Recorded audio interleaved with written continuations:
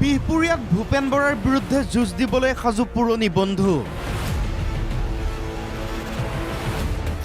ভূপেন বৰাক বেয়া পাই বিজেপিলৈ গৈছিল বহুজন। ভূপেন বৰা বিজেপিলৈ যোৱাৰ পাছত সেইসকল আকৌ কংগ্ৰেছলৈ।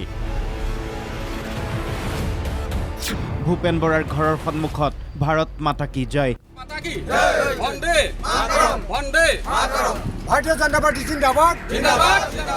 অহা যোৱা পূৰ্ণগতিত চলিছে। অহা যোৱা কোনোবা আহিছে, কোনোবা গৈছে, কোনোবা যোৱাৰ কাৰণে আকৌ কোনোবা আহিছে।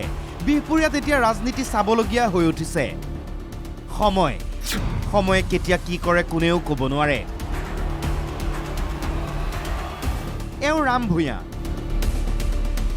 প্ৰদেশ কংগ্ৰেছৰ প্ৰাক্তন সভাপতি তথা বিজেপি ভূপেন বৰাৰ সোঁহাত স্বৰূপ আছিল এইজন ৰাম ভূঞা। বৰাৰ ৰাজনৈতিক কেৰিয়াৰত ভূঞাৰ অৰিহণা অনস্বীকাৰ্য। ভূপেন বৰাৰ 4 বাৰৰ নিৰ্বাচনী যুঁজত সন্মুখৰ পৰা নেতৃত্ব দিছিল ৰাম ভূঞাই। কিন্তু সময় যোৱাৰ লগে লগে কথাবোৰ সলনি হ'ল। ভূপেন বৰাও সলনি হ'ল, বিজেপিলৈ গ'ল।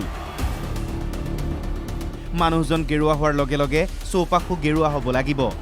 সেয়ে বিহপুৰীয়াৰ ভূপেন বৰাৰ সমৰ্থক ঘৰখনলৈ ৰাওনা হৈছে এনেকৈ। ভূপেন বৰাৰ ঘৰৰ সন্মুখত উৰিছে বিজেপিৰ পতাকা।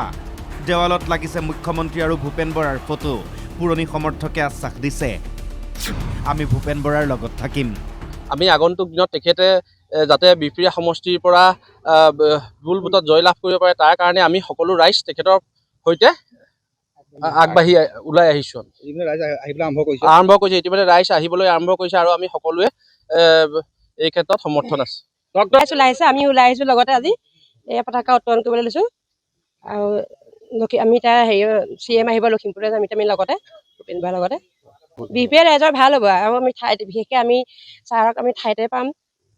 মানে পুৰণা মানুহজন ঘূৰি আহিছে, ভালেই পাইছোঁ। মানে আমিও আগতে ছাৰৰ লগতে আছিলোঁ। ভূপেন বৰাক চেলেঞ্জ দি দল সংগঠনৰ নেতাকৰ্মী, স্থানীয় যুৱচামক কংগ্ৰেছৰ পিনে আকৰ্ষিত কৰাৰ যুঁজত নামিছে ৰাম ভূঞা। বিহপুৰীয়াত ৰাম ভূঞাৰ নেতৃত্বত কংগ্ৰেছত যোগদান কাৰ্যসূচী।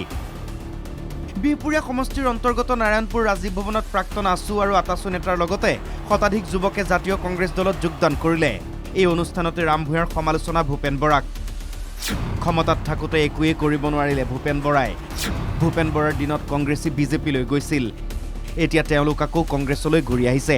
যেতিয়া পাৱাৰ আছিল, যেতিয়া সমৰ্থ আছিল, সেই দিনত কিন্তু ভূপেন বৰা ডাঙৰীয়াৰ লগত সোঁৱে বাৱে থকা এনেকুৱা এজন মানুহ নহ'ল, যিজন মানুহে ভূপেন বৰাৰ জৰিয়তে এখন মটৰ চাইকেলৰ গৰাকী হোৱাৰ এজনো মানুহ কিন্তু ইয়াত সৃষ্টি নহ'ল। তাৰ পাছত মানুহে উপলব্ধি কৰিছে যে পাৱাৰত থকাৰ পাছত, MLA হৈ থকাৰ পাছত আমি যেতিয়া একো সুবিধা নাপালোঁ, ইয়াৰ পাছত আমি যদি এইজন মানুহক আকৌ বিধায়ক কৰোঁ, তেতিয়াহ'লে আমি কিবা সুবিধা পাম নে নেপাম, এই কথা আগতীয়াকৈ মানুহে উপলব্ধি কৰিছে। বহুখিনি মানুহ ভূপেন কুমাৰ বৰা ডাঙৰীয়াক বেয়া পাই বিজেপিলৈ গুচি গৈছিল আৰু ওলটা পাকেদি আহি এতিয়া বিজেপি দৰজাখনত সোমাইছে আৰু পাঁচ দুৱাৰেদি সেইখিনি মানুহ ওলাই আমাৰ ফালে আহিছে। ইয়াততো অন্য কি কথা থাকে। বিহপুৰীয়াত এইবাৰ দুই বন্ধুৰ যুঁজ। দুই নলেগলে লগা বন্ধু এতিয়া ৰাজনৈতিক প্ৰতিদ্বন্দ্বী হোৱাৰ পথত। কাক চেৰ পেলাই কোনে মাৰিব বিজয়ৰ হাঁহি, সময়লৈ অপেক্ষা। নাৰায়ণপুৰৰ পৰা দেৱজিৎ দুৱৰা, NKTV+।